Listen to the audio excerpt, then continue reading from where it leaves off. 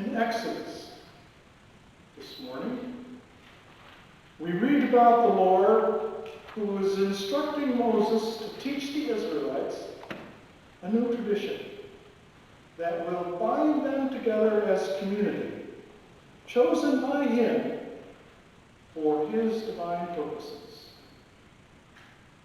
These are not laws provided by the divine, but a liturgy to help the people remember the events that are about to take place.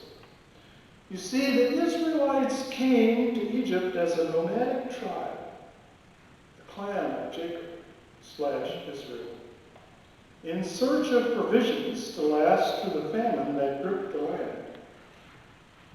They are invited to stay by their younger brother Joseph, who has risen to power with the protection of the Pharaoh. They prosper in Egypt to the point where Pharaoh and the Egyptians are afraid of the people and subject them to hard labor and genocide. Throughout all those generations, they had no laws of their own and were subject to the laws and whims of Pharaoh, the divine leader of the country, where they were in servitude. The initiation of Passover is the Lord's way of taking the first steps that will make them community. The Old Testament includes important divine laws handed down by God. They are usually sweeping statements like, "You shall not murder," or "steal," or "commit adultery." They begin in the Old Testament, but they do not end there. "You shall not defraud your neighbor. You shall not steal. You shall not keep for yourself the wages of the laborer until morning. You shall not revile the deaf, nor put a stumbling block before the blind." All of these laws are found in Leviticus chapter 19, verses 13 and 14. And there are still more. Scripture includes an enormous volume of causistic laws, if-then rules, regarding endless circumstantial possibilities. Some seem arbitrary. If you go into your neighbor's vineyard and you eat your fill of grapes, you may eat your fill of grapes, as many as you wish, but you shall not put any in a container. Deuteronomy 23:24. Some seem reasonable and kind, like, if any of your kin fall into difficulty and become dependent on you, you shall support them. Leviticus 25:35. Others not so much. If a man meets a virgin who is not engaged and seizes her and lies with her, and they are caught in the act, the man who lay with her shall give 50 shekels of silver to the young woman's father, and she shall become his wife. Deuteronomy 22:28 and 29. The law has many functions. It is formative of the societal structure, including who has power and freedom and who does not. The law aspires to protect how we behave toward one another in terms of fairness, purity, and safety. The law makes clear what expectations and behaviors are acceptable, so that everyone is functioning under the same rules. Of course, the law has its limitations. Some laws seem obvious. You shall not steal, for example. Others do not. What is presumed to be legitimate in one time or place is revealed to be offensive in another.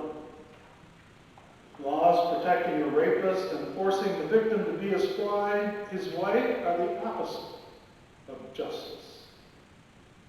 Laws prohibiting homosexual relationships, like those found in Leviticus chapter 18, verse 22, are now seen by many people of faith to be grossly unfair.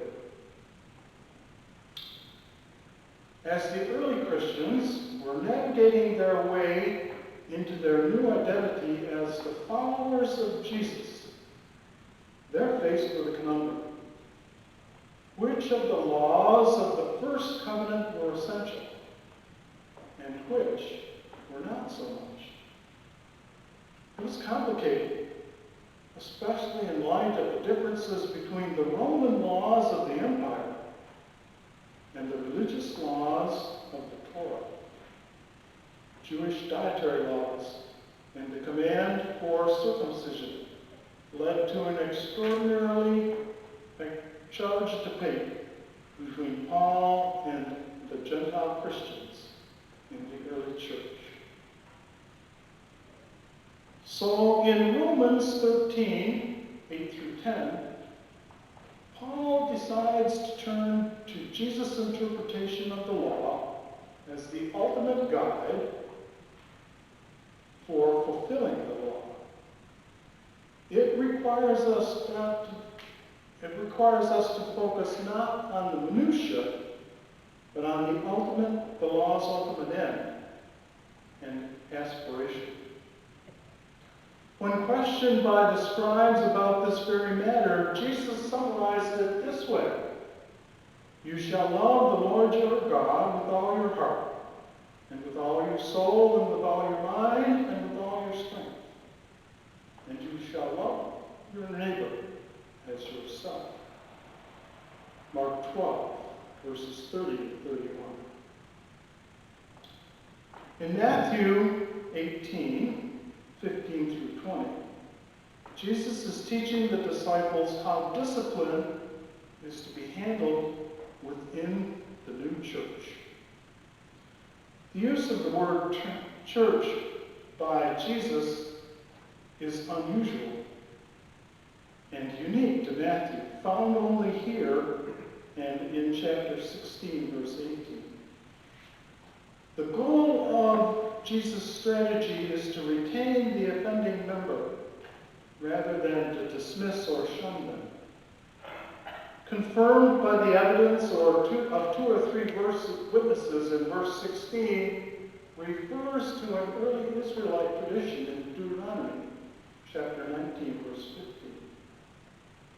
15. In this context, Jesus' teaching leaves room for compromise between the offended and the offender. And whenever two or three witnesses agree upon for resolution of the conflict, will receive divine support. As Christians consider the differences in our expressions of faith, as well as the complexities of the laws and courts in America today, we too could begin with this question: what is the end purpose and aspiration of both secular and sacred law? What kind of society, what kind of church have we created by virtue of the laws we have in place? Who have we privileged? And who have we demeaned? And what on earth would it look like if, in fact, we truly aspire to love our neighbor? Not just some neighbors, but all neighbors. Jesus concludes the teaching in Matthew with the words, "Again, truly I tell you, if two of you agree on earth about anything you ask, it will be done for you by my Father in heaven. For where two or three are gathered in my name, I am there among them." These two verses tell us two things. The "again, truly I tell you" shows us how important this teaching is, because Jesus is repeating it again. And the resolution